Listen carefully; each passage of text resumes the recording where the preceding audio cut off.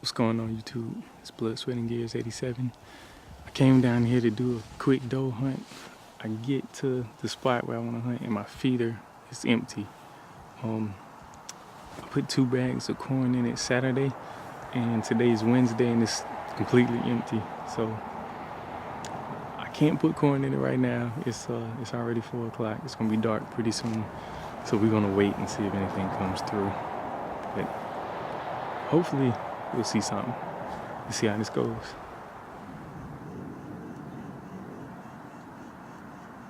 No corn.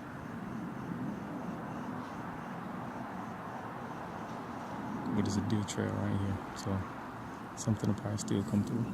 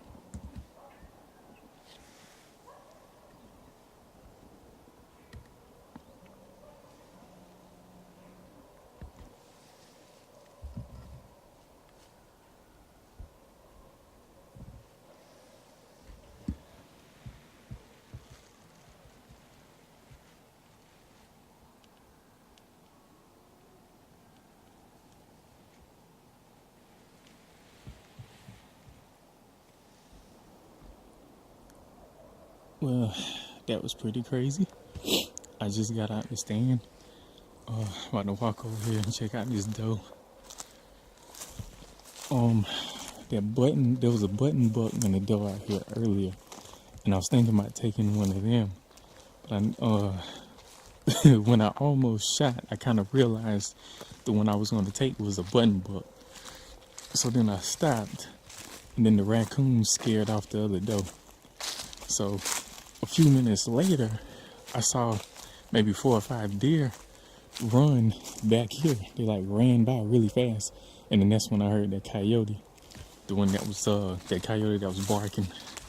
So I guess the coyote spooked all the deer. So I thought the hunt was over, but I waited a while. I had to check the time to see how long that was, but I waited a while, and 3 deer came back. I believe it was 2 does and that button buck. It was crazy that the button buck had no idea what happened. Like, he literally walked down there right in front of the stand. I shot the doe, and I don't understand what happened, how he didn't hear the gunshot. Or either just it didn't scare him. He was still literally right there by the stand. But here we are.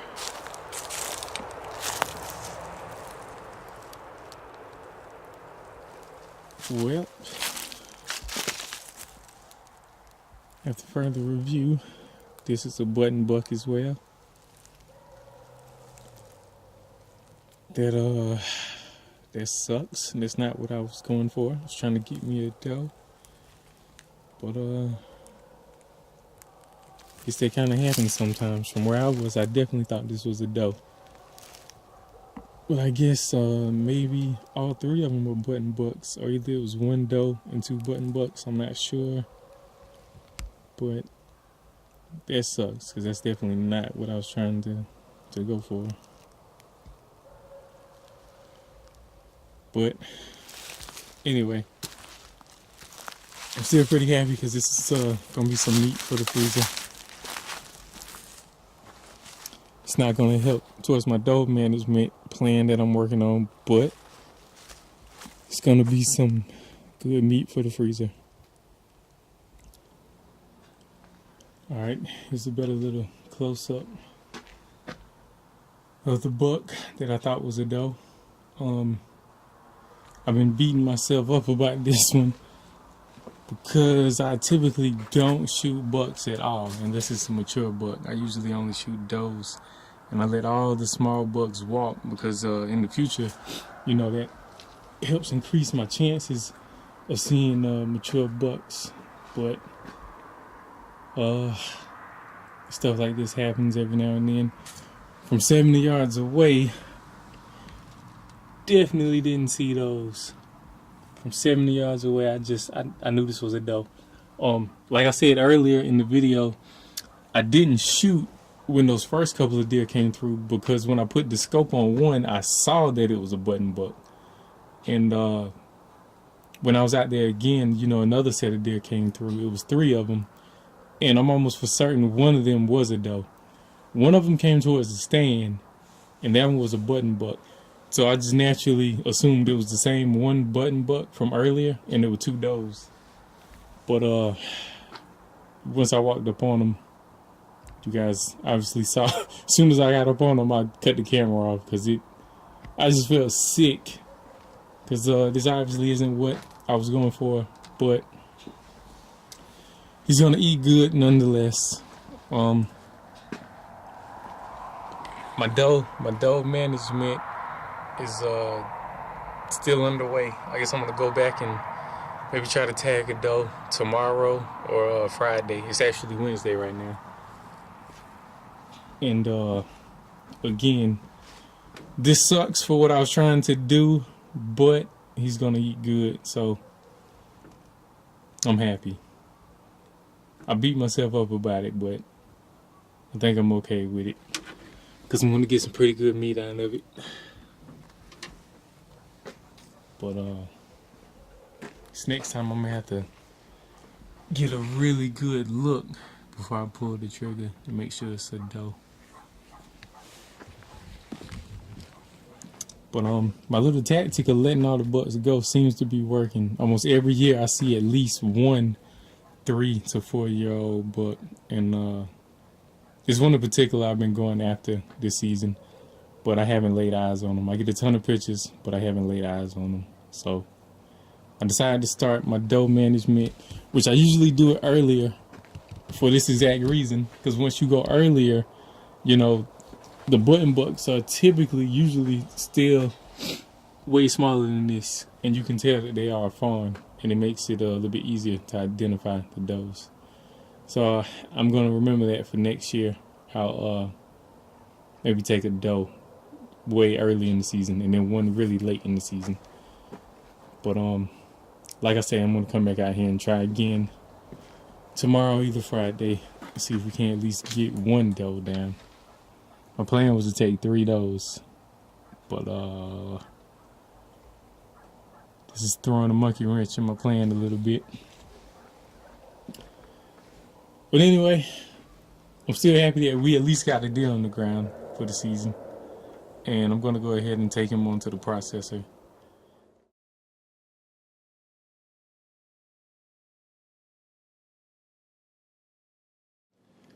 So, as you guys saw on the previous video, I tagged the button buck by accident. And I was pretty upset about it. You know, things happen when you're hunting, and I was just really upset about that. Like, when I got to the processor, I didn't even film anything. I was just, I felt so bad about it.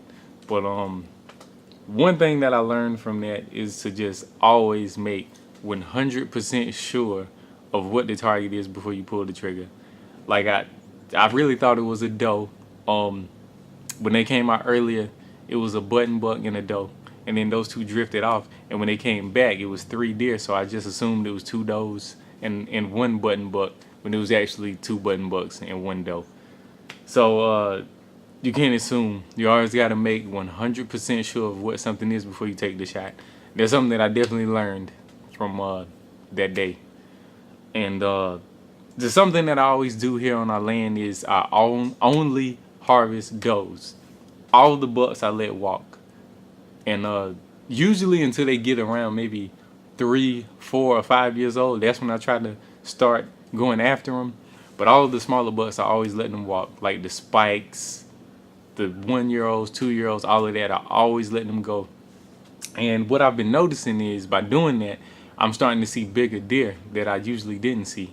Like the past few seasons, there have been some really nice deer here that I've been going after, some really nice ones. Like 3-year-olds, 4-year-olds, all that kind of stuff. But I was just really upset about that. I didn't film anything afterwards. Like once I got to the process and all that kind of stuff. But the good thing is I got some really good meat from it. So I'll show you guys that in just a second. I'll show you what it looks like. But that's just one thing I learned, and I wanted to say that to anybody that's watching this video. Always make 100% sure of what something is before you pull the trigger. Always. But anyway, let me go ahead and show you guys some of the meat. That's the one plus to this. I'm still kind of broke up about it, but a lot of my friends were like, you know, just look at it this way. It was only 1 button buck, you know. And they also said that in a few years, that buck probably would have just got away from you like most of them typically do, and then you would have been sad either way. So that was something that somebody told me the other day, and I thought it was pretty funny. But yeah, it sucks. I'm still kind of sad about it. But anyway, I got some really good meat out of that whole hunt, and that's always a plus because, you know, I typically like the meat hunt as well. I mean, I like to get the trophy, but the meat part is more important. So let me show you guys some of the stuff that I got back.